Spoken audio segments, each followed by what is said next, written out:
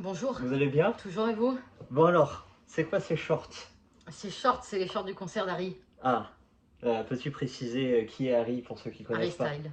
On a Oui. déjà parlé, je crois, il est acteur, mannequin et chanteur. Hmm, Chanteur avant tout. très bien. C'était le chanteur de qui? De quel groupe The One Direction, Très bien. Et donc là, il s'est lancé en solo? exactement, ça fait un moment maintenant. Très bien. Et on a été donc à sa tournée. Très bien. Est-ce que ça vous a plu? C'était très beau. Et vous? Oui. Harry a gagné un nouveau fan. On, Bravo. on va pas aller jusque-là, mais Si. bon, oui, c'était très plaisant. Voilà, c'était 70 000 personnes unies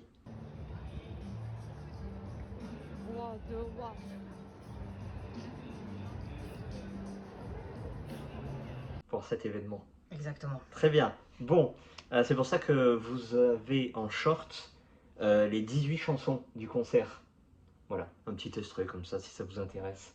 Allez-y. Voilà. Donc c'est une vidéo blabla aujourd'hui Oui. où nous avons deux informations à préciser. La première, nous avons fait un tour à la bibliothèque, Médiathèque. médiathèque. Voilà. Est-ce que tu veux commencer ou je commence? Allez, vas-y, à toi l'honneur, t'en as beaucoup plus que moi. Moi j'en ai pris 4, donc on va commencer avec un Gallmeister pour changer. James McBride, que l'on connaît pour Mets le feu et tire-toi, un auteur qui est spécialisé dans la musique. Enfin spécialisé, il aime bien en tout cas. Et il retrace le véritable vécu avec toutes les petites anecdotes de vie sur des musiciens et chanteurs. Et surtout dans le jazz. Oui, tout à fait. Enfin, c'est là pour le coup, c'est le funk, hein, Jazz Brown. Bon, bref. Et ça, c'est un roman. Ça se passe dans son Brooklyn natal. Et il va y avoir des petites histoires mafieuses, banditisme, mais cool attitude. Voilà. Donc c'est toujours sympa à lire. Exactement. À ton tour. Moi j'ai pris, parce qu'il est tout mignon, le conte des sages du désert. Donc je vais vous mettre une photo, j'ai pris en photo à la médiathèque, il y en a 4 autres, c'est sûrement une petite collection, comme le conte des femmes qui veillent, le conte des sages taoïstes. Et celui-là, il était en avant-première quoi. En suggestion. Et ça a l'air très sympa, c'est des petits contes. Et au tout début j'ai bien aimé, il y a écrit que ce livre n'est pas fait pour être lu, mais pour être fréquenté comme un ami. Donc à lire pas comme ça d'un coup, mais quand on a envie d'une petite histoire sympa. C'est un livre de chevet. Il est trop mignon. Voilà, donc ça m'a l'air franchement intéressant. Très bien. Mario Puzo, qui est le célèbre auteur du Parrain, voilà, le meilleur polar au monde, et qui a l'initiative évidemment des films. On l'a d'ailleurs. Exactement. Et bien là, c'est la suite, le dernier Parrain. Toujours Mario Puzo. Bon, voilà, inutile d'aller plus loin, polar, mafia, etc., etc. Un gros pavé, il y a de quoi faire. Exactement. Moi, alors j'ai été très intriguée. Voilà, parce que je pense que quand on a un droit chemin, on doit suivre le droit chemin, et là-dedans, c'est pas le cas. Voilà, donc la conversation amoureuse par Alice Fernet va s'agir de deux couples dont l'homme et la femme vont se rencontrer et passer une soirée ensemble.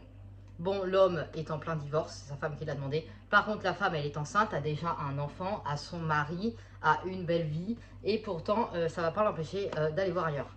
Donc ça m'intrigue, c'est un Babel, ça a l'air plutôt bien écrit, pourtant je suis très contre, mais franchement, ça m'intrigue trop.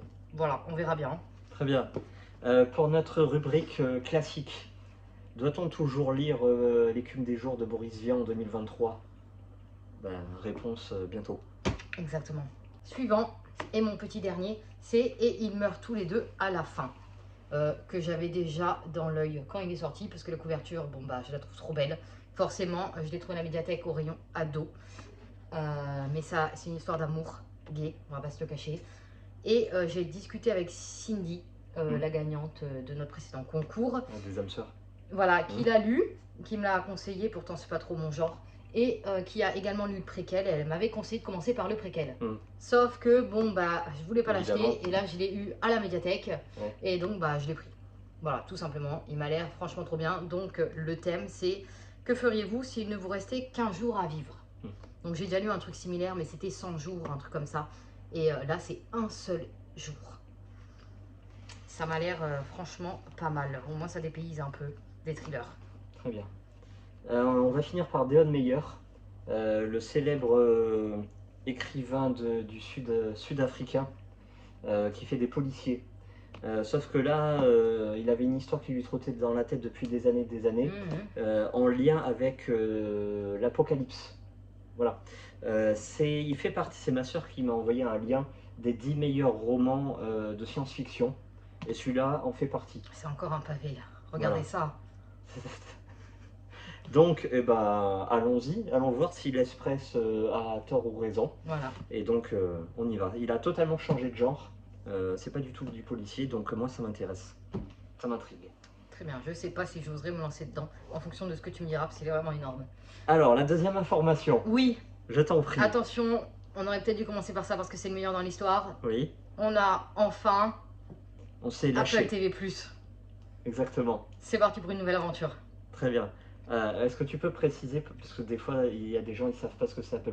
Peux-tu préciser?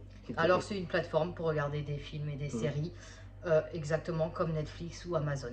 Voilà. Sauf que là, il me semble que c'est 4,99 par mois.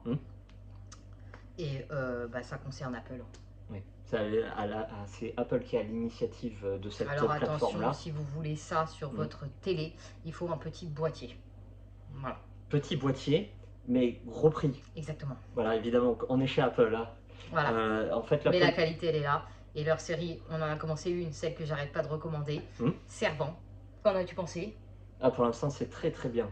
Voilà, on se la re-regarde, du coup, la saison 1. On a bientôt fini. Donc demain, je pense qu'on fera le retour de la saison 1. Très bien, totalement. Voilà, donc si ça vous intéresse, maintenant, on va peut-être faire des retours Apple TV. Tout à fait. On est très content. Apple, il privilégie la qualité à la quantité. Donc il n'y a pas beaucoup de choix. Mais normalement, déjà, il y en a pour tous les goûts. Et à chaque fois, c'est plus qualitatif que Netflix. On va pas se le cacher. Oui, en ce moment, Netflix, franchement, il n'y a pas grand-chose. Ouais, c'est pas la qualité. Non, il n'y a pas grand-chose. Mais bon, ça va venir. On espère, en tout cas, on va pas lâcher Netflix. Voilà. Bon. Et vous, dites-nous vos nouveautés. Exactement. Donc demain, on fait le retour de The Servant. Et puis après-demain, on fera le retour du Bussy, Au soleil redouté. C'est vrai. Et puis le retour des âmes sœurs que j'aurai fini d'ici là. Ah oui, de Cindy donc. John Mars. Et alors, on a une petite info là-dessus. On s'excuse. On vous a conseillé la série sur Netflix The One. Mais en fait, la série The One sur Netflix est tirée du livre John Mars des âmes sœurs. Nous, on l'a vu. Toi, tu le lis. Oui. Mais au final, ça diffère quand même. C'est pas forcément les mêmes histoires. Tu me l'aurais pas dit.